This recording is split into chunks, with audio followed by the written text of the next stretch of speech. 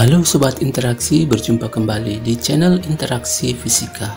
Kali ini channel Interaksi Fisika akan membagikan tutorial OpenShot.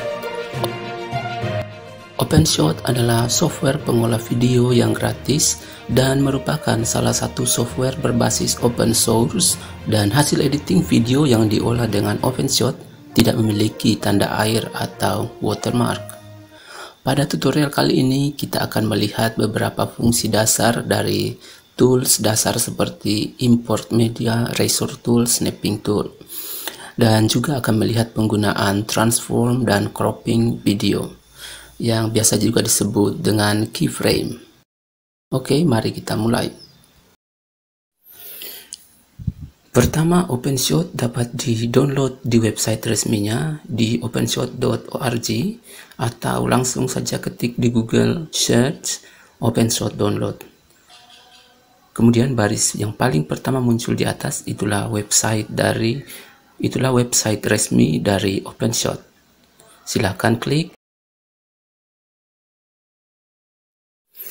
Kemudian setelah web OpenShot terbuka seperti ini, silakan scroll ke bawah untuk mencari tombol download. Silakan klik tombol download yang berwarna biru ini untuk mendownload file instalasinya, lalu install di komputer atau laptop Anda. Namun sebelumnya pastikan bahwa yang Anda download itu adalah software yang sesuai dengan jenis OS Anda. Di sini ada tersedia installer untuk Windows 64 bit dan juga tersedia untuk versi 32 bit. Silakan klik yang sesuai dengan OS Anda. Setelah file installer terdownload, silakan diinstal di komputer Anda. Di sini proses instalasinya tidak saya perlihatkan karena proses instalasinya cukup mudah, tinggal mengikuti panduan yang ada di dialog box yang muncul, klik saja next sampai selesai, dan kemudian jalankan. Beginilah tampilan OpenShot setelah dijalankan.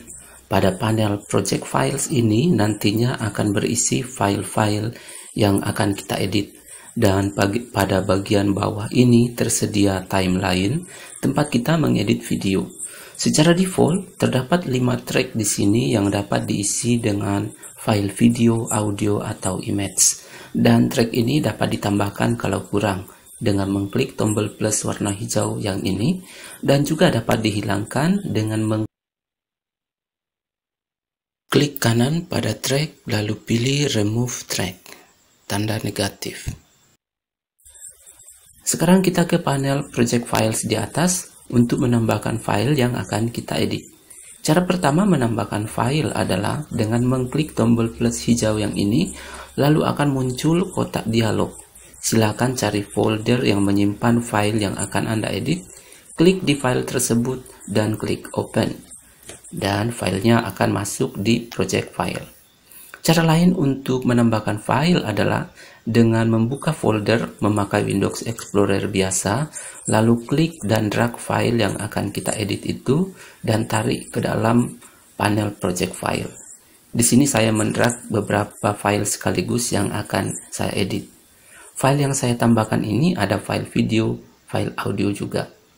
Jadi di sini kita bisa memasukkan file video, audio, atau file gambar.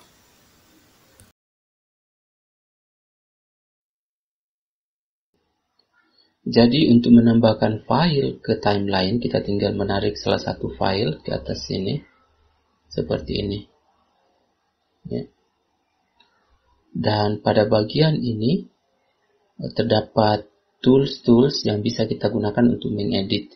Misalnya ini tadi sudah dijelaskan untuk menambah track, kemudian snapping untuk menyambung antara satu file atau satu klip ke klip berikutnya. Dan untuk snapping tool ini fungsinya adalah seperti ini. Misalnya saya tambahkan lagi sebuah klip di sini atau sebuah file. Kemudian kalau snapping toolnya aktif, ketika saya dekatkan dia akan tertarik dengan sendirinya, dan ada garis biru tadi muncul di sini. Jadi snap, jadi langsung saling melengket. Ini tanda magnet gitu ya. Razor tool digunakan untuk memotong. Jadi misalnya kalau video ini terlalu panjang mau dipotong, maka kita tinggal mengklik tanda razor tool ini dan klik pada bagian video yang mau dihilangkan. Seperti itu. Nah, sekarang kita akan melangkah ke hal yang kedua, yaitu keyframe. Keyframe sangat banyak digunakan dalam editing video atau animasi. Dan OpenShot memberikan peluang untuk kita melakukan banyak sekali animasi keyframe. Salah satunya akan saya perlihatkan. Misalnya seperti yang ada tampak di depan ini, kita memiliki dua klip, ya, ada dua klip yang ada di timeline. Dan sekarang kalau klip ini dijalankan, maka dia akan bergantian. Setelah klip yang pertama dimainkan, maka nanti akan masuk ke klip yang kedua. Nah, dengan menggunakan keyframe kita bisa menampilkan kedua video ini bersamaan di layar. Dan tentunya untuk menampilkannya bersamaan di layar, maka ukuran gambar dari video ini harus diperkecil. Dan itu di OpenShot caranya cukup mudah, tinggal klik kanan di bagian video yang kecil seperti ini, baru pilih transform. Nah, dengan demikian di sini akan muncul tanda yang menunjukkan bahwa video ini siap untuk ditransform atau diubah ukurannya. Misalnya kita ubah ukurannya menjadi sebesar ini. Nah, dan saya letakkan di sudut atas. Saya seperti ini, lebih kecil lagi, misalnya seperti ini. Nah.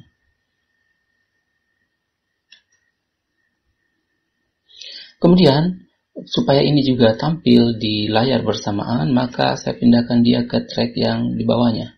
Sehingga ketika dimainkan, maka kedua video ini, kedua klip ini akan muncul bersama. Seperti itu. Kemudian, kalau selanjutnya dengan keyframe kita bisa menggerakkan video yang kecil ini ke sebelah sana. Kita tinggal klik kanan kembali dan kita bilang transform. Baru setelah itu, ya, jadi kita klik kanan, klik salah satunya, ya, klik yang di atas, dan kita klik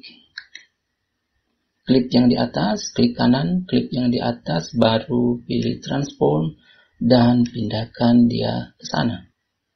Seperti itu. Maka nanti kita lihat di sini ada tanda kuning kecil, ya. Tanda kuning kecil itu menunjukkan adalah keyframe-nya. Nah, sekarang kalau kita jalankan,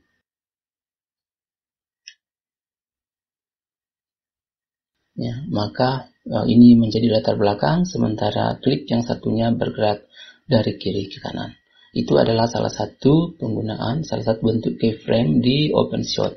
Dan ada banyak lagi yang bisa sobat interaksi explore sendiri tentang penggunaan keyframe.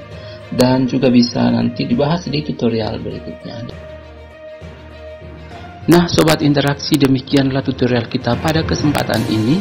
Jangan lupa like dan subscribe untuk mendukung channel ini. Sampai jumpa di tutorial berikutnya.